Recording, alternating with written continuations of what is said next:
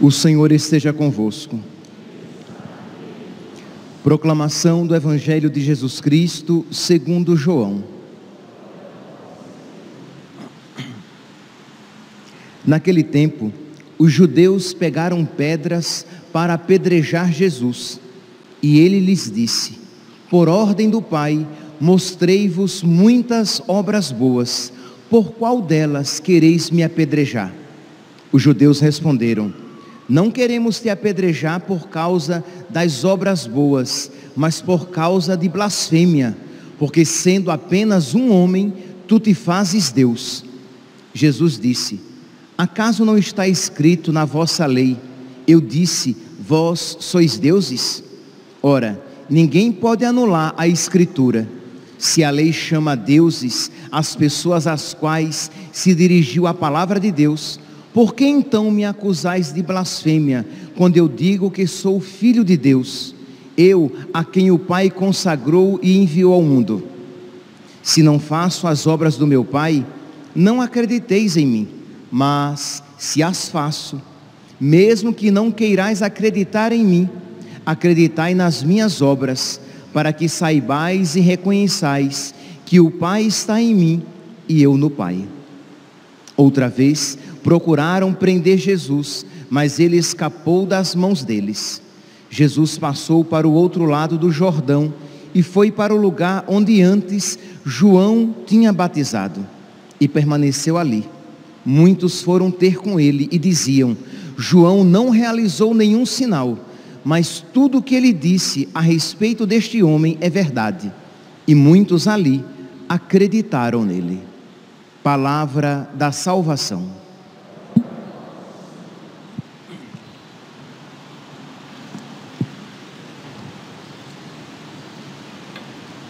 Caríssimos irmãos e irmãs, nós estamos às portas do início da Semana Santa e o Evangelho hoje nos apresenta a segunda tentativa de apedrejamento de Jesus. A primeira foi ontem, no capítulo 8 de São João. Vocês sabem que esses últimos capítulos de São João são todo um percurso condenatório, em que os judeus já decidiram matar Jesus, mas estão apenas procurando a ocasião, estão apenas tentando pegá-lo numa palavra meio duvidosa, numa atitude meio dúbia, em que por causa dela possam então condená-lo à morte. Então, pois bem, ontem Jesus dizia: antes que Abraão fosse, eu sou. E isso, Jesus isso afirmando, causou neles aquela revolta, porque Jesus afirmava então a sua divindade, e eles tentaram apedrejar Jesus, mas não conseguiram.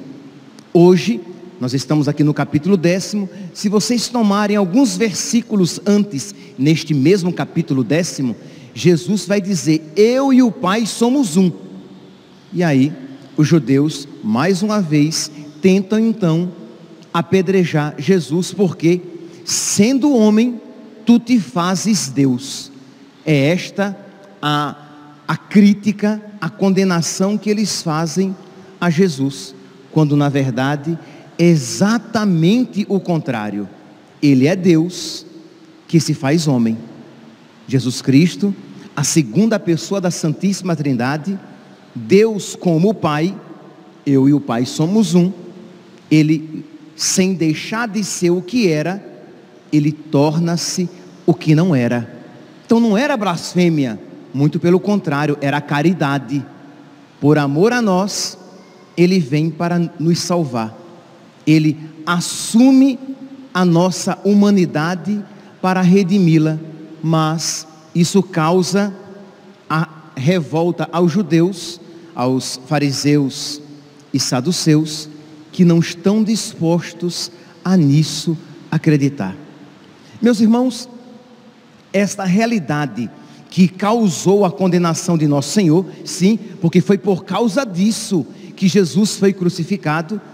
Os judeus depois darão uma justificativa política para que Pilatos aquecesse, aceitasse a condenação de Jesus. Então eles vão dizer que Jesus Cristo era um agitador político, que Jesus Cristo era contra César, de que queria destruir o templo, porque é claro, se eles acusassem Jesus de blasfêmia, se eles acusassem Jesus, se eles falsamente acusassem Jesus de blasfêmia, porque é claro, não era blasfêmia, repito, era caridade, não era um homem que se fazia Deus, mas Deus que se fazia homem, que se fez homem para a nossa salvação. Se eles isso dissessem a Pilatos, por isso Pilatos não o crucificaria.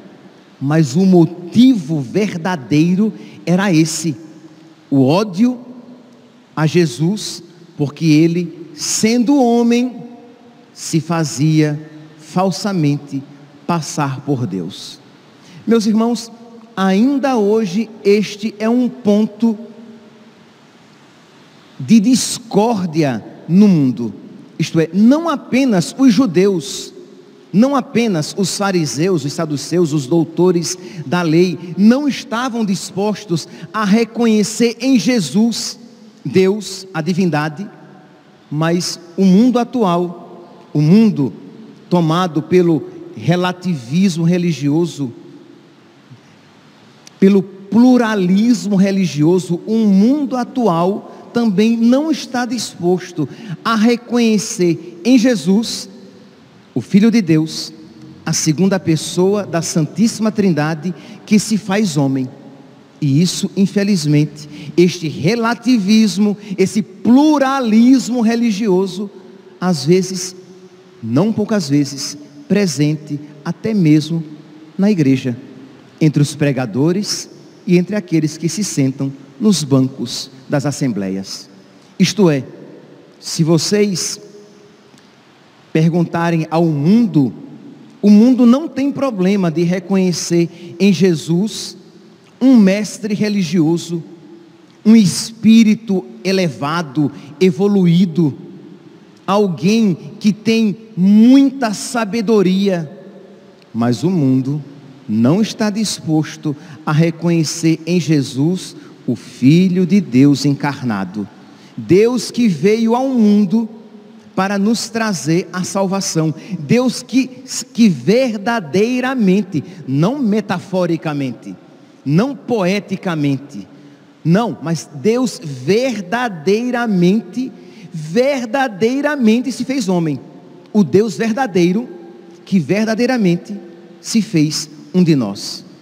Ora, os espíritas, os muçulmanos, os testemunhas de Jeová, os seguidores daquelas filosofias religiosas, Sechonoye, e tantas outras religiões, os budistas, eles não terão, repito, eles não terão dificuldade de reconhecer em Jesus um sábio,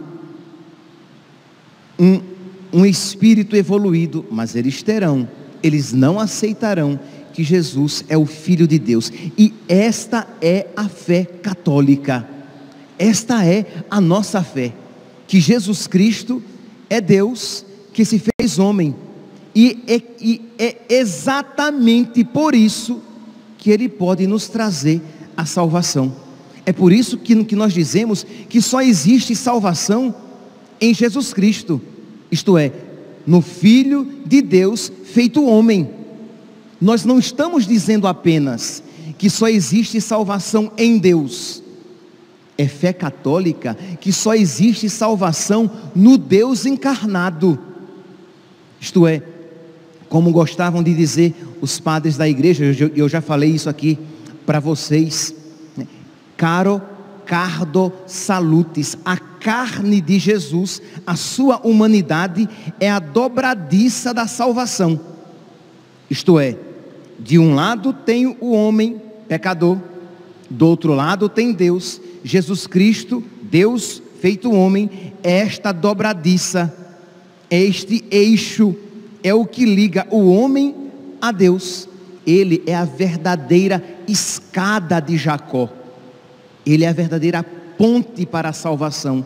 É por isso que Jesus, e somente Jesus, pode dizer: eu sou o caminho que leva a Deus. Eu sou a verdade, a única verdade. O que é que o pluralismo religioso está disposto a dizer? Que todas as religiões têm uma parcela da verdade, que todos têm um pouco de verdade, e Jesus Cristo tem um pouco, talvez muito, mas uma parcela apenas. E esta, repito quase que ao cansaço, porque infelizmente isto não é tão óbvio assim entre os pregadores e os cristãos e os católicos. Isto é, que o pluralismo religioso, ele não é querido por Deus, que o pluralismo religioso não é algo bom, porque bom é pertencer à única religião, à única igreja fundada pelo próprio Deus quando se fez homem. Esta é a verdade, e somente nesta verdade nós podemos alcançar a nossa vida. Por isso que Ele é o caminho, a verdade e a vida, e ninguém vai a Deus senão por Ele. Ora, e o que é, meus santos, então, que nós estamos diante dessa realidade? Que atitude nós tomaremos? Isto é, enquanto Jesus foi condenado pelos fariseus e saduceus por afirmar exatamente isso, isto é, eu e o Pai somos um, antes que Abraão fosse, eu sou você. O que é que você está disposto a fazer? Para sair bonito na fotografia, para sair de bem com todos, você estará disposto então a dizer: mas o que importa é ter uma religião, né? O que importa é você seguir uma religião, é você fazer o bem, porque todo mundo de alguma maneira tem um pouco de verdade, e podemos de alguma maneira aprender uns com os outros. Ora, meu santo, raciocine comigo. Se nós cremos, eu espero que você creia, que o próprio Deus deixou uma igreja aqui na terra, que Ele fundou uma religião aqui na terra. Ora, se Ele é Deus, e Ele o é, o que é que Ele tem que aprender com Buda? O que é que Ele tem que aprender com Confúcio? O que é que Ele tem que aprender com Maomé? O que é que Ele vai aprender com Allan Kardec e o Espiritismo? Ele é Deus. Ele é o próprio Deus que se fez homem. Ele é a sabedoria de Deus encarnada. Ele é o caminho, a verdade e a vida. Ninguém vai a Deus senão por Ele, porque Ele, feito homem, é a dobradiça, é o gancho que nos une ao próprio Deus, nossa vida e salvação. Então, meus santos, com muito respeito, com muita caridade, e é óbvio, para que haja respeito e caridade, nós iremos dizer esta única verdade: só existe o verdadeiro conhecimento de Deus e, consequentemente, a salvação no único homem dado aos homens, Jesus Cristo. Jesus, nele habita toda a salvação de Deus. Então nós precisamos, primeiramente, crer nesta verdade. Segundo, precisamos estar dispostos a, com toda a caridade, isso dizer, mas com toda a clareza, sem subterfúgios, sem afirmações meio dúbias, com duplicidade de termos. Não, com toda a clareza, isso afirmar, com toda a caridade, mas com toda a clareza, para que nós possamos atrair as pessoas a Cristo, estando assim dispostos às dificuldades que isso pode nos trazer. Porque, meus irmãos, se nós não quisermos as dificuldades inerentes à nossa fé, padre, mas se eu disser isso, as pessoas vão olhar feio para mim. Padre, se eu disser isso, eu posso até ser perseguido, eu posso até ser deixado de lado no meu grupo de amigos, na minha família. Mas, meus santos, porque isso Jesus não negou, para o nosso bem, não para o seu, mas porque isso Jesus não negou, Ele morreu, Ele foi crucificado. E você então, para não passar por uma situação meio vexatória, meio difícil, para não passar por alguns constrangimentos, você vai estar disposto a negar esta verdade, que é a sua salvação? Peçamos, meus santos, peçamos nós estamos nos aproximando desta grande semana, da Semana Santa. Peça a Deus essa valentia da fé, peça a Deus essa coragem e esta predisposição necessária para sofrer pela verdade. Imagine, Jesus, para o nosso bem, não para o seu bem, para o nosso bem, para a nossa salvação, Ele estava disposto a passar por todo o sofrimento, inclusive a morte e morte de cruz.